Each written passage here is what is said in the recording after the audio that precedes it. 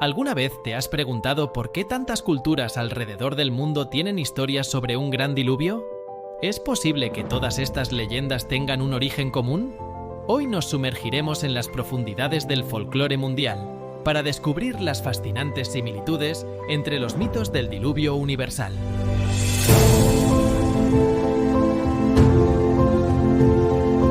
Nuestro guía en este viaje acuático será el famoso antropólogo J.G. Frazer, autor de El folclore en el Antiguo Testamento. Frazer, cual detective del pasado, recopiló historias de diluvios de al menos 20 culturas diferentes. Imagínense, 20 versiones distintas de cómo la humanidad casi se ahoga.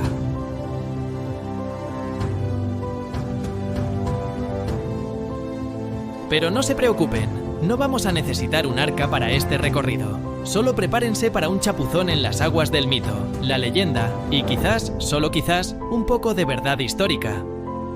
Así que pónganse cómodos, que vamos a navegar por los mares del tiempo para descubrir cómo diferentes culturas, desde los antiguos babilonios hasta los indígenas americanos, contaron su propia historia del gran diluvio.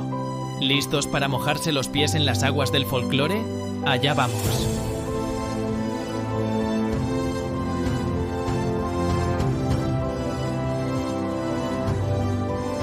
Nuestra primera parada es Babilonia, cuna de civilizaciones. Aquí tenemos a Utnapishtim, el Noé mesopotámico.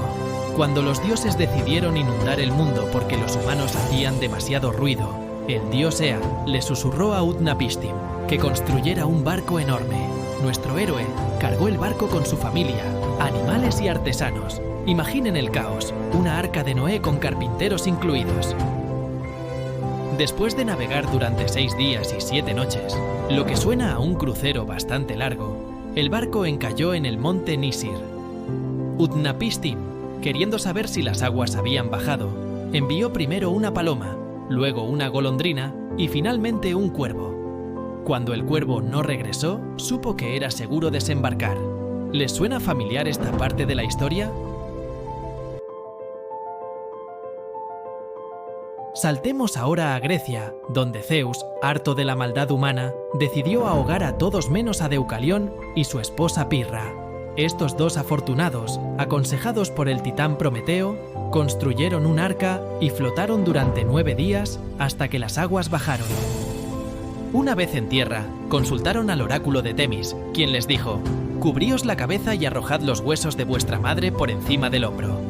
Tras mucho pensar, se dieron cuenta de que su madre era la tierra, Gea, y sus huesos eran las piedras. Así que empezaron a lanzar piedras por encima del hombro. Las que lanzaba Deucalión se convertían en hombres y las de Pirra en mujeres. Vaya forma de crear una nueva humanidad. En la India tenemos a Manu, advertido por un pececillo parlante que resultó ser el dios Vishnu disfrazado. «Llegará un diluvio que destruirá a todas las criaturas», le dijo el pez. «Construye un barco fuerte con una cuerda atada». Manu obedeció, y cuando llegó el diluvio, ató el barco al cuerno del pez gigante en que se había convertido Vishnu. Guiado por el dios pez, Manu sobrevivió a la inundación que cubrió toda la tierra. En Hawái tenemos la historia de Nu'u, un hombre que construyó una gran canoa llamada Wa'a Halau. Cuando llegó el diluvio, Nu'u y su familia se refugiaron en la canoa y sobrevivieron.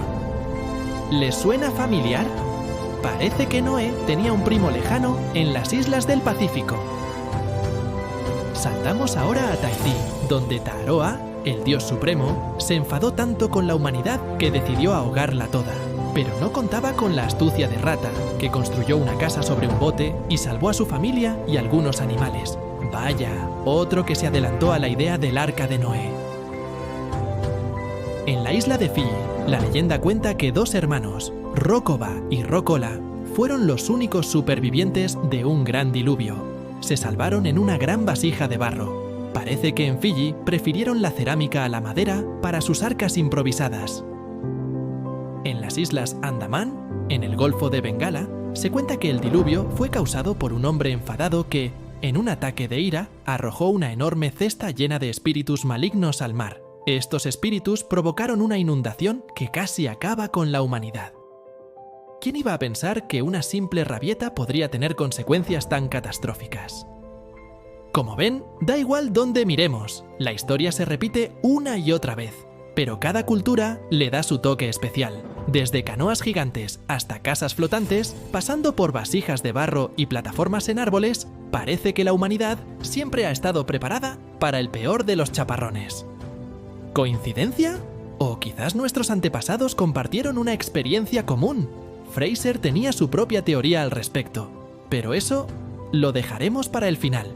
Antes me gustaría comentar el por qué se repiten algunos elementos como el agua, los enfados y las embarcaciones. El agua juega un papel fundamental como instrumento de purificación divina. Los dioses, disgustados por el comportamiento de la humanidad, deciden lavar literalmente el mundo de su corrupción. Es como si los dioses decidieran dar a la tierra un buen baño para limpiarla de la suciedad moral de sus habitantes. Este concepto del agua como elemento purificador no es solo una metáfora, representa la ira divina, pero también la oportunidad de un nuevo comienzo. Los dioses, en su sabiduría o en su furia, según se mire, utilizan el agua como un borrador cósmico, eliminando lo viejo y corrupto para dar paso a una humanidad renovada. Es fascinante ver cómo culturas tan diversas comparten esta idea de un diluvio purificador, como si en el fondo todos compartiéramos el mismo sentido simbólico sobre el agua. Las embarcaciones que utilizan los elegidos para salvarse no son simples medios de transporte, son mucho más que eso. Estas naves representan la obediencia y la disposición de los escogidos por los dioses. Imaginen la escena. El dios de turno se acerca al afortunado mortal y le susurra al oído: «Oye, ¿por qué no te pones a construir un barco?». No es una sugerencia casual, es una prueba divina. El elegido que se pone manos a la obra demuestra su fe y su disposición a seguir los designios divinos. Ahora sí, ¿cuál es la conclusión a la que llega Fraser? Pues bien, nuestro antropólogo favorito sugiere que estas similitudes no son mera coincidencia. Para Fraser, estas historias reflejan una experiencia psíquica universal compartida por la humanidad. Es como si todos tuviéramos grabado, en nuestro ADN cultural, el recuerdo de algún gran cataclismo acuático. Pero ojo, Fraser no está diciendo que hubo un único diluvio global. Más bien, sugiere que estas historias son la forma en que diferentes culturas han intentado dar sentido a desastres naturales y explicar el origen o renovación de la humanidad. Y así llegamos al final de nuestro viaje por las aguas del diluvio universal. Hemos navegado a través de mitos y leyendas, descubriendo cómo diferentes culturas han interpretado el mismo fenómeno a lo largo de la historia, desde la ira de los dioses hasta la purificación y renovación de la humanidad.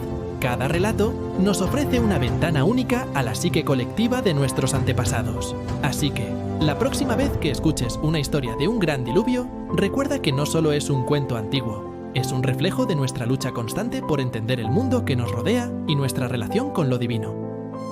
Gracias por acompañarnos en esta travesía mitológica. No olvides suscribirte para más aventuras en el fascinante mundo del folclore. ¡Hasta la próxima!